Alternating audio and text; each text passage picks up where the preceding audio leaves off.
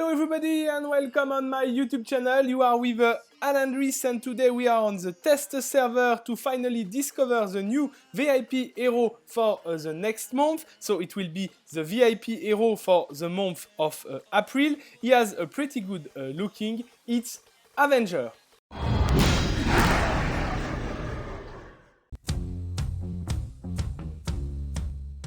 First thing that I can tell about this hero, it's I like the global looking of this hero. The pic is really beautiful and the animation is also really beautiful. I can show you. I really like this hero for that point. Now about his statistic. Frontline agile hero who can confuse enemies by his illusion. It's an undead, it's a swordmaster, so two interesting points, especially undead. The swordmaster, I don't know exactly how we can exploit it, but it's an undead. About his statistic now, we can see that he has 55,000 HP, 870 of physical armor, 490 of magical resistance, 1800 of critical score, and 7000 of attack power. With the training field, you can also increase 22,000 HP, 3740 of attack damage, and 362 of physical crit, so you will have one hero with 77,000 HP, over 2,150 of physical crit, and over 10,000 of attack power. So I really like his statistic, and we will discover now his skills. Ultimate skill Illusions. Eder creates his own illusions to attack each enemy hero, and the illusions shares Eder's 4 skills. When the illusion disappears, Eder himself will teleport to the weakest enemy. Illusion increase additional 3,150 damage. We have to see exactly how it will work, but it looks like Spectre in Dota 2, so we will see exactly how it will be. Second skill, the green one, Raise Dagger. Eder thrown out dagger, damaging enemies and increasing allies' movement speed, increase by 3,675. Okay, I don't know if it's a single target damage or if it's a AoE damage, so we have to see it. Third skill, the blue skill, Revenant Coil. Eder summons a horde of Revenant to absorb incoming damage and then attack nearby enemies. Absorb 20,950 damage and deal 10,400 damage. Look like interesting skill. I really want to see how it's work. And finally, the fourth skills, it's a passive bonus damage. Eder deals bonus damage whenever he attacks an enemy who is alone. Damage bonus is increased by 5,250. So for this skill, I want to understand exactly how it's work. When they tell who is alone on the battlefield or alone in one part of the battlefield. It's really important to understand because the difference will be really high. So now that we know the skill, let's discover his position on the battlefield. Avenger is a frontliner, so it's not a tank, so we will see exactly where he is in according to other heroes. For the moment, he is behind, except for a Bounty Queen. It's good that he is behind all the tank, actually, or heroes who are tanking better than him. Dual wield. Okay.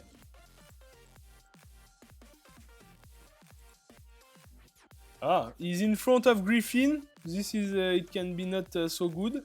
But for the rest, we have no surprise. And he's in front of a Dungeon Keeper. This is not good, but the hero is designed like that.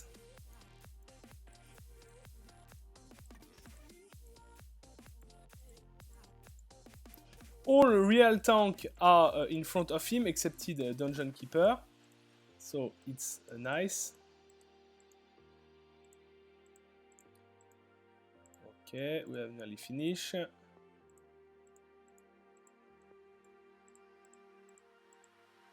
Okay, perfect. He's behind Dev Voice. This is a good point. Okay, so like I told, excepted Dungeon Keeper, every tank of the game is in front of him, so it's a really good point, and his position looks like normal due to his job on the battlefield. Let's now discover his skill in action in 1 versus 1.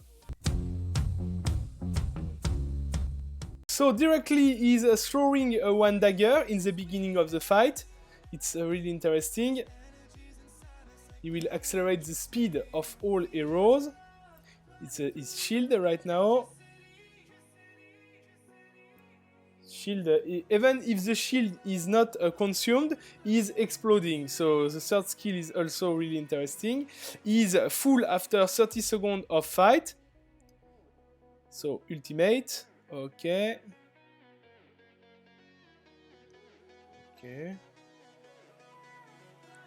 He's teleporting on Chaplain, who has less HP than Admiral.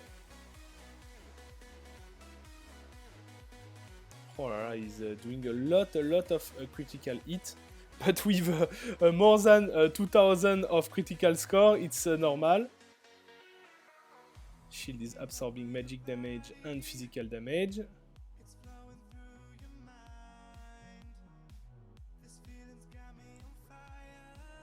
So it's really nice. Wow.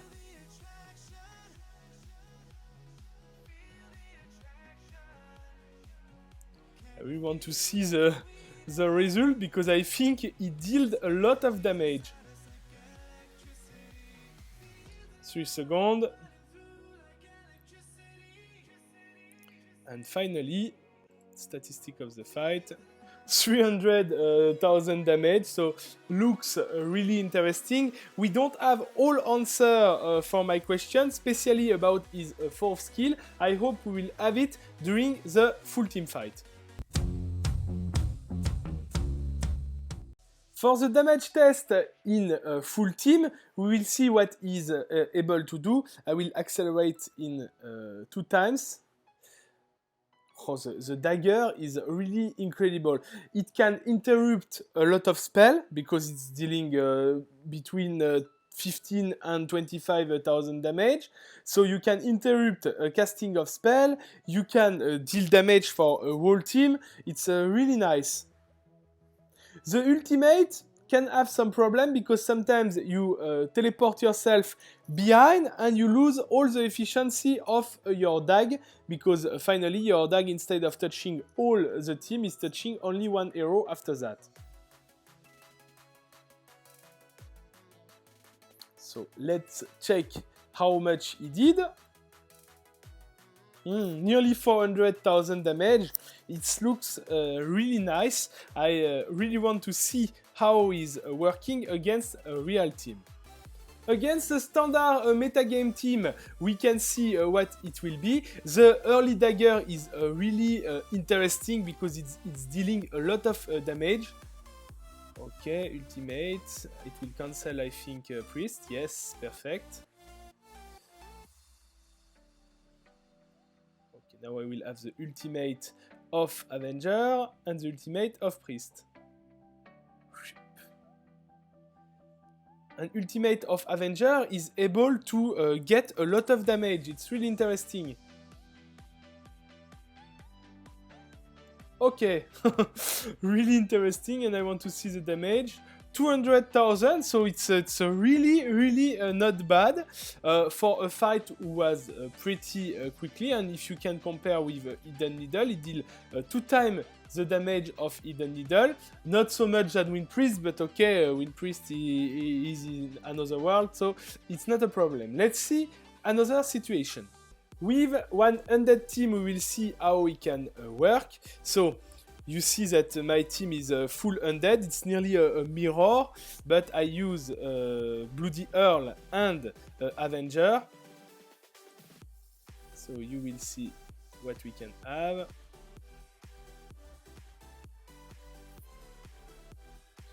Bloody Earl is dealing.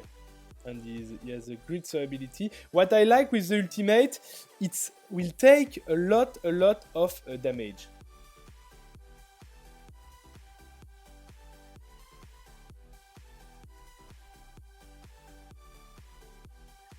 Finally. Oh, the ultimate of Skeleton Mage will be really strong. This one. Oof. It's really nice, and if we are checking the statistic, nearly everyone is dealing 175, 200 damage, so it looks nice. Not only because of damage, I really like this ultimate. I don't like the fact that he's teleporting somewhere, but I like the fact that he's dealing damage and absorbing enemy damage. So, let's see a last example. In this last situation, I will just turn a part of the damage with Arcane Sapper to don't receive the hit of Divine Knight, and after I will be in a good position.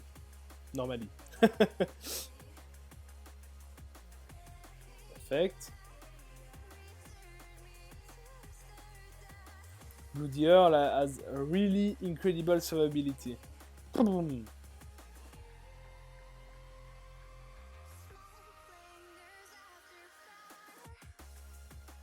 He's surviving from the ultimate of Wind Priest, and it's not a lot of heroes who can do that.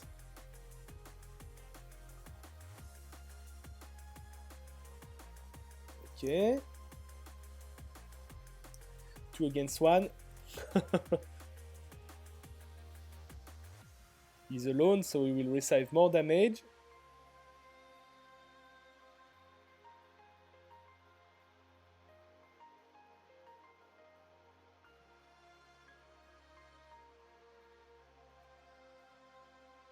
Okay, he's dodging his ultimate proc. And finally, how we can avoid all my attack. No, he will die. Okay. And if we are checking damage, nearly 400 for Avenger, 284 for Wind Priest who died before. So it looks pretty interesting hero. It's all for the fight test. Let's discover now his strength and weaknesses. First point, he has a crazy interesting critical score. I will show you it again. So, critical score 1800 plus nearly 400 with a full training, so you have something around 2200 of critical score. And why it's really good? Because when you are dealing enough damage on one hero, you will interrupt him of what he is doing, one skill, one attack or something else. During the skill animation you will interrupt him. So the dagger with touching full battleground is really good, and even when you are doing your image with the ultimate, it's really good also. Second point is survivability.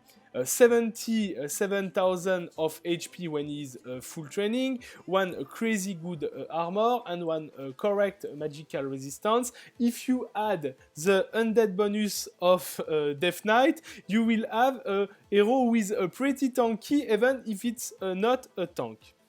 Third point is capacity to spread damages. When he did his ultimate, you will have 5 illusion or 4 or 3 in according to the number of enemies who are still alive on the battlefield, and all this image will be able to get some damage in, and this point is really good. And finally, for sure, his damage output is more than enough. You could see that he was able to do sometimes 400, sometimes 200, sometimes 300.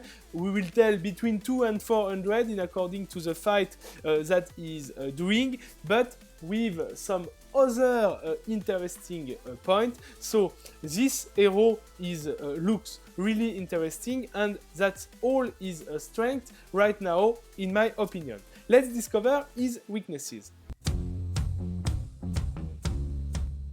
One important point that I see as a weakness for this hero is due to his ultimate skill, illusions. So he's creating illusion in according of the number of enemies on the battlefield, okay? But after that, he will teleport to the weakest enemy. So, first time that you are reading it, you think, oh, it's super cool, you will kill the backliner totally quickly, blah, blah, blah, okay.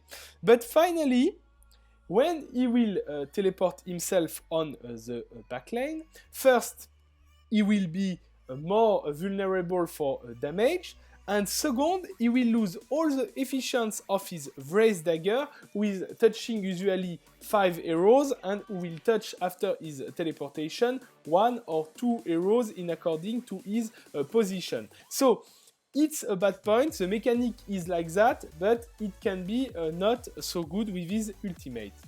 And the second little point, it's not a weakness, but I want to speak about it because I still didn't understand exactly how it's working.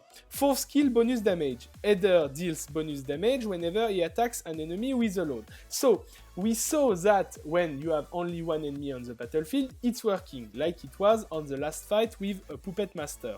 But when you have one hero like, for example, Sapper, who will jump, when you have Turtle Fighter, who will go in other side of the battlefield, is it working or not?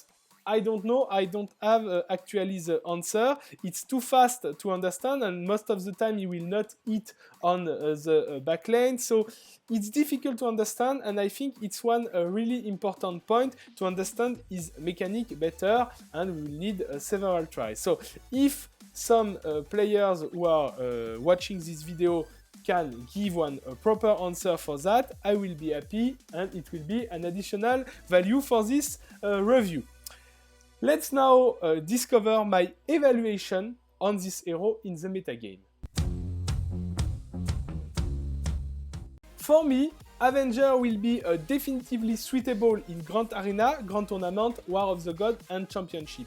I don't think that it's a game changer, because if you are checking Wind Priest and if you are checking him, actually a player who doesn't have, for example, Avenger will be not so far behind a player who has it. But it's a really good hero who is useful and who will appear for a lot of VIP 11 plus players in Grand Arena and Championship for sure, even in some composition of War of God. So it's all for today. It's now time to conclude. Thank you everybody for watching this review. I hope that you enjoyed it. Soon will come normally the sign-in hero of April. I'm still waiting. I'm also working on the metagame 4 episode, who should come this week, but I don't know because my health is still not amazing. If you don't want to miss nothing about my actuality, you can follow me on Facebook or Twitter in according of what you prefer. You can for sure subscribe to my YouTube channel if you want to follow my video, and if you want to support my work, you can click on the P on your last screen, or you can share my video and like it. It's also helped me a lot. Thank you guys, bye bye.